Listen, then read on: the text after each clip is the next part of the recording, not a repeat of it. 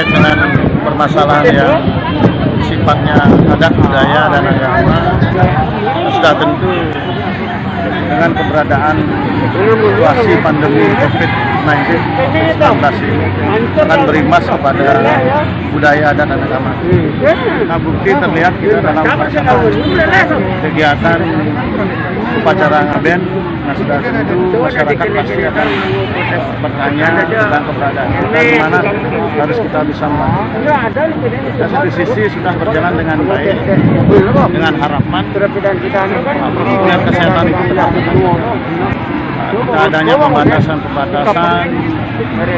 artinya yang terpenting dalam situasi seperti ini berjalan seperti apa sesuai dengan adat budaya dan agama, tapi tetap kita harus secara protokoler dan kegiatan ini bisa dilakukan dengan baik, terutama keterlibatan orang banyak, berkumpulnya masyarakat melebihi kapasitas, itu harus bisa dilaksanakan. Tapi kedepannya harus kita bisa pikirkan di kemudian hari untuk bisa secara ini dari unsur-unsur tokoh masyarakat atau tokoh-tokoh adat yang bisa membicarakan supaya adat, budaya, dan agama kita tidak terkikis oleh pelaksanaan kegiatan.